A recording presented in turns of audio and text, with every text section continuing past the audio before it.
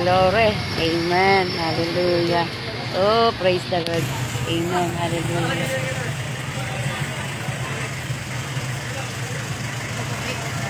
Okay na yan. Ate, ganyan lang wala ate, ate. Sige.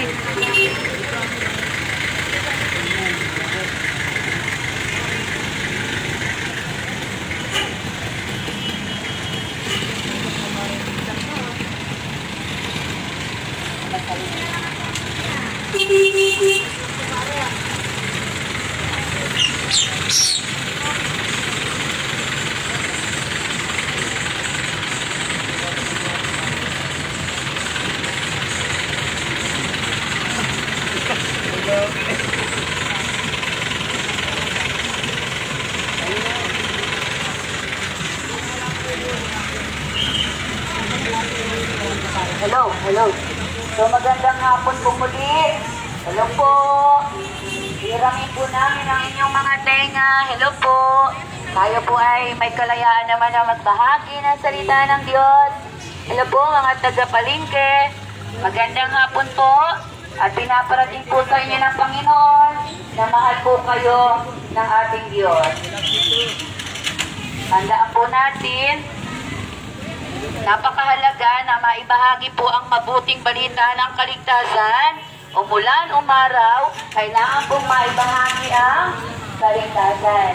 Kasi po tayo ay nabubuhay sa panahon na pasama ng pasama. Kailangan pong makarating ang salita ng Diyos sa bawat sulok ng mga mundo. Kaya andito po kami sa inyong lugar para po patuloy na bahaginan ng salita ng Diyos. Ang Diyos po ay mabuti, ang Diyos po ay maawain, ang Diyos po ay nagpapala.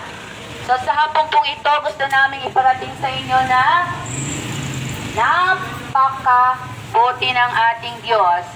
At napakahalaga na tayo po ay makarinig ng salita ng Diyos. Tandaan po natin, sabi po sa John, sabi po sa John 3:16, gayon na lamang ang pag-ibig ng Diyos sa sanlibutan, kaya ipinadala niya si Jesucristo upang ang sino mang manampalataya ay hindi mapahamak at magkaroon ng buhay na walang hanggan. Napakahalaga po na maintindihan natin na mahal kayo ng Panginoon. Kaya po napakahalaga na maibahagi ang kaligtasan. Tandaan niyo po, hindi po kami nanghihingi ng pera, wala po kaming sobre, wala po kaming buslo. Ang salita po ng Diyos ay libre namin natanggap, ang kaligtasan po ay libre namin natanggap, ibabahagi din po namin sa inyo na libre. Dahil binayaran na po ni Jesucristo ang kaligtasan. Binayaran na po ng Panginoong Yesus nung namatay po siya sa cross. Yan po yung binayad ng Panginoon, yung buhay niya para tayo ay makatanggap ng kaligtasan. Kaya po sa hapong ito, patuloy po kami na lumalapit sa inyo at ipinaparating ang mabuting balita ng kaligtasan.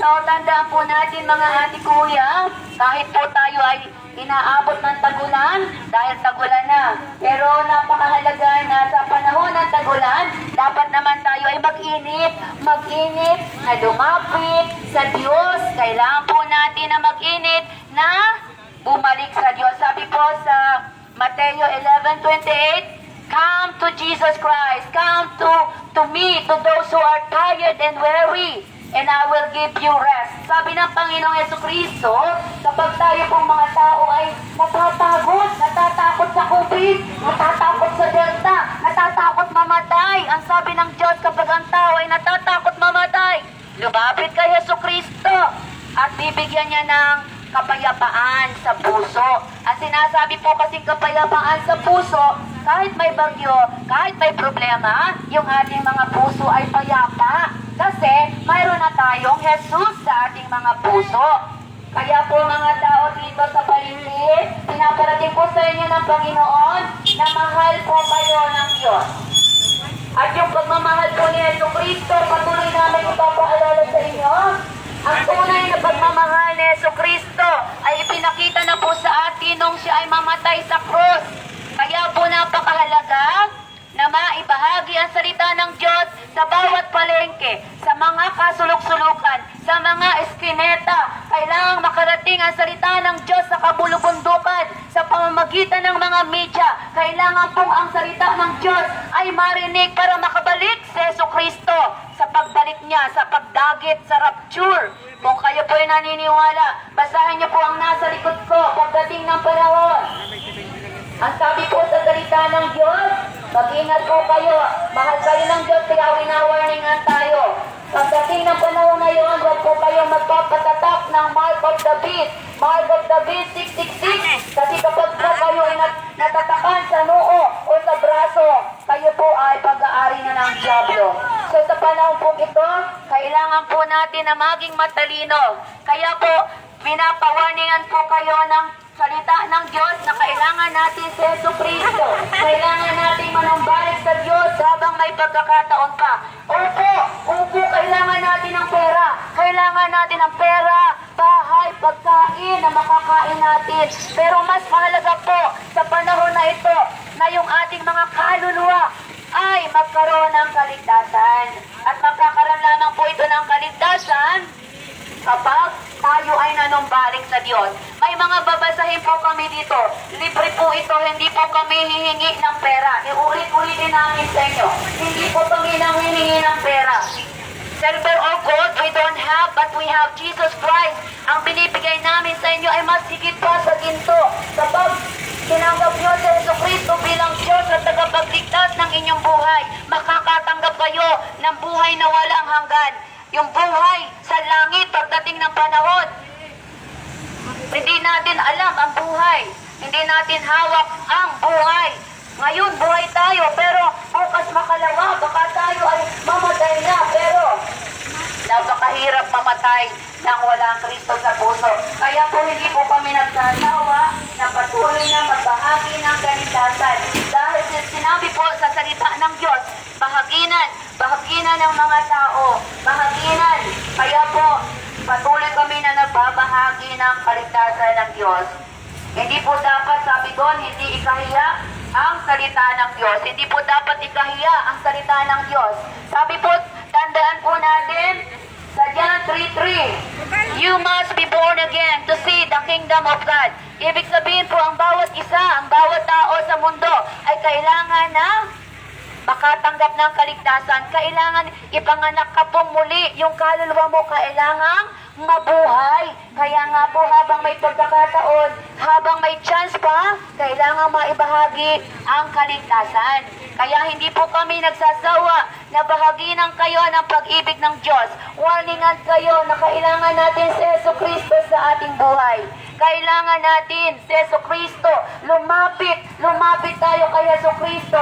Ang lumalapit kay Jesucristo at tinatanggap si Jesucristo bilang Diyos at tagapagligtas ay hindi niya itataboy. Di po ba? Napakabuti ng ating Panginoon. Ang kailangan lang po natin gawin, ano po ang gagawin natin, mga ate, kuya? Magsisi ng ating mga kasalanan. Mark 1:15. Believe in the gospel. Repent. Maliwanag po ha. Repent. Magsisi ang bawat isang tao upang magkaroon ng buhay na walang hanggan, upang maligtas. Bakit kailangan po natin magsisi? Kasi po lahat tayo makasalanan. Roma 3:23, ang lahat ng tao ay makasalanan at walang nakarating sa kaluwalhatian ng Diyos. Wala pong matuwid sa harapan ng Diyos. Ang sabi doon, kapag tayo ay lumapit sa Diyos, nagsisi, humingi ng kapatawaran, patatawarin naman pala tayo ng Diyos. Tinuturuan lang po tayong tao na magpakumbaba kasi po ang mga tao ay mayabang. Pride. Di po ba? Totoo, ang tao po'y mayabang. Nasa Biblia po kasi na ang tao mayabang. Ang binabahagi po namin ay nasa Biblia. Ano po? Kasi yung katotohanan ang magpapalaya sa atin. Tandaan po natin. Kaya po pinaparating sa inyo ng Diyos na tayo magsisi, talikdan ng kasalanan. Bakit po? May dalawa tayong patutunguhan. Ano po yun, ate? Anong dalawang patutunguhan? Ayan, ano daw, ate? Ang dalawang patutunguhan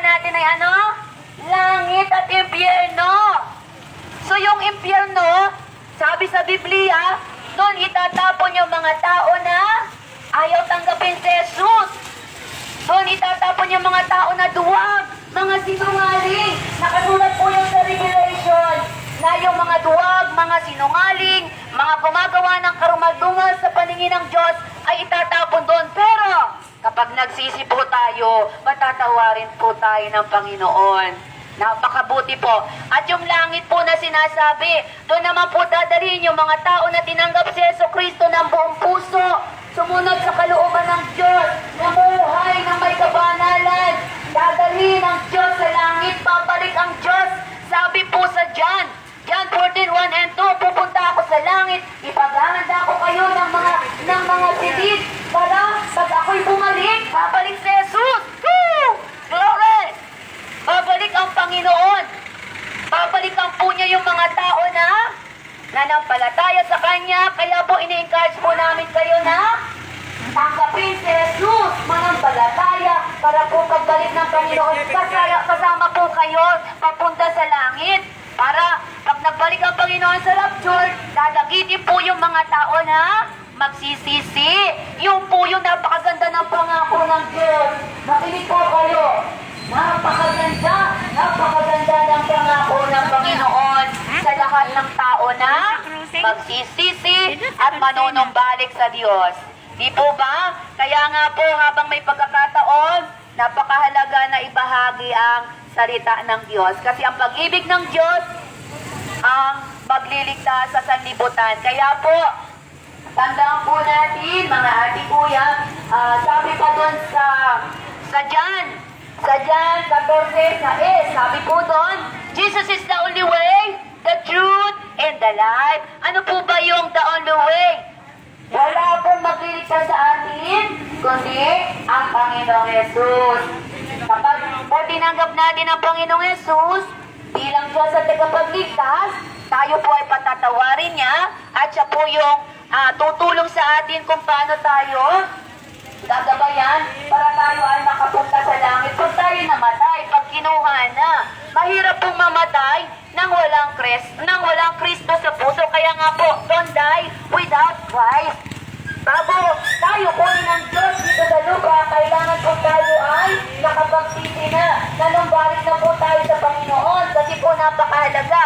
Jesus is the only way, the truth, and the life. No one comes to the Father except through Jesus Christ, the Lord our Savior. Di po ba? Kaya po mga ate kuya, mahal na mahal po kayo ng Diyos. Kaya po patuloy kami nagbabahagi ng pag-ibig niya. Napakahalaga. Alam niyo po ba na napakahalaga mo? Ikaw. Napakahalaga mo sa paningin ng Diyos. Kasi mahal tayo ng Panginoon.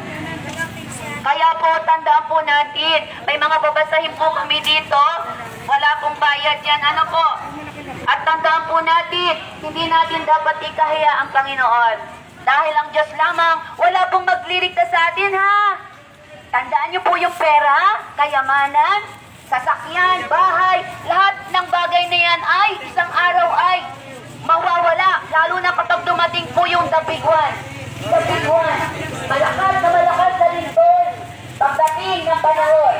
Nasa Biblia po yan, kaya po maganda po tayo. Napakahalaga, nakatayo'y nakahanda, i-ready natin ang ating mga pamilya, magsisitaligdan ng kasalanan upang hindi tayo mapahamak pagdating ng panahon. The Bible said, nasusulat po yun. Kaya po, mga ate kuya, ang Diyos ay lumalapit sa inyong harapan. Kami po ay kasangkapan lang, ha? Kami po ay instrumento. Hindi po namin kayo maiiligtas, mga ate kuya. Hindi po namin kayo kayang iligtas. Ang magliligtas lamang po sa inyo, sa atin, ay kapag tayo nagsisi, tinanggap si Jesus upang gawin natin Diyos sa kapagligtas, doon lamang po tayo makakaligtas. Malapit na naman po ang butuhan. Kung sila ay nangangampanya ng Pangulo, kami kinakampanya sino? Si Jesus! Jesus is the only way! Jesus is the way, the truth, and the life. Yun po ang aming kinakampanya. We are not ashamed to share Jesus with you because Jesus is the only way. He is the giver of life. He is the truth. He is the Alpha and Omega. No one can come to the Father unless you become born again Christian.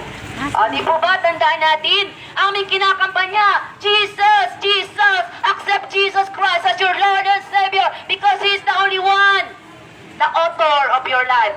Wala pong kahit sino na pwedeng sabihin na kaya niya pumunta sa langit. Kaya nga po, sinasabihan namin kayo kasi si Jesus ang magliligtas po sa atin. Ano? Kami po ay tagapagsalita lamang. At ano nga po yung sinasabi namin, yun po ay nasusulat sa Biblia. Kaya po tandaan natin, ang lumalapit sa Yesu Cristo ay hindi niya itataboy. Ano po? Mahal po tayo ng Panginoon. Mahal na siya ay nasa krus. Habang nakadipas siya doon sa krus, nakapako, ang iniisip nun ay ikaw, ate. Ikaw. Ayaw ng Diyos na mapunta ka sa impyerno, kaya nagtaas siya. Nagtiis siya na nakadipa. Namatay si Jesus sa krus para sa iyo. Wake up! Makinig po kayo habang may pagkataon. Jesus loves you so much. At hindi nagsasawa ang Panginoon na paalalahanan kayo. Kailangan natin ang Panginoon. Kailangan nating maligtas ang ating mga kaluluwa. Kaya po inaanyayahan namin kayo. Ang gagawin nyo lamang, manampalataya kay Jesus. Wala pong magliligtas sa atin. Alam niyo po ang gagawin natin? Letter A, accept, acknowledge Jesus Christ as your Lord and Savior. I-acknowledge mo na hindi mo kayang iligtas ang iyong sarili, hindi ka makapunta sa langit. Letter B, believe, and have faith in Christ Jesus. Kailangan po natin i-confessal. Letter C, i-confess natin na tayo makasalanan at tayo ay patatawarin ng Diyos. Kapag tayo humingi ng patatawaran sa Panginoon, tayo po ay kanyang patatawarin. Kaya po kung gusto niyo pong manalangin, pwede po kayong lumapit at panalangin. Wala pong bayad ang panalangin. Libre po yan. Kasi binayaran na ni Jesus ang kaligtasan natin. Ano po? Napakabuti ng Diyos. Kaya nga, salamat po sa hapong ito. Kahit umuulan, napakahalaga na maibahagi ang kaligtasan sa bawat sulok ng mundo. Kami po'y dumadalangin na ang mga tao sa Pilipinas ay maligtas din naman. Dinadalangin po namin ang aming Pangulo. Nawa po isang araw ay mag-born again ang aming Pangulo. Ang mga mayor ay mag-born again din. Ang mga kapitan ay mag-born again din. Ang bawat isa, mga pulis, mga teacher, lahat ng tao, pulubi, mahirap, mayaman. We pray na isang araw, maligtas ang kaluluwa nila at mag-born again. Yun ang layunin ni Yesu Cristo kung bakit siya napako sa cross para iligtas tayo at hindi tayo mapunta sa langit. Kaya Ama, pagpalain mo po ang mga tao ito. Wala po kaming maibibigay na silver or gold, pero yung panalangin dahil ikaw ang magliligtas sa amin. Maraming salamat po sa hapong ito. At patuloy po namin na ikaw ang itataas sa aming mga buhay. Maraming salamat po. We give you praise, honor, and glory belongs to Father God. In Jesus' name we pray. Amen. Amen. Maraming salamat po na patuloy po tayong makarinig ng salita ng Diyos. Dahil wala pong ibang magliligtas sa atin. Kaya po, ang Diyos na po ang patuloy na magpapala sa atin. Amen. To God be the glory. Hallelujah. Salamat po. Ikaw naman natin kasi ang Good afternoon. Hallelujah. Sige po. Amen. Opo, double time. Kailangan maibahagi ang kaligtasan.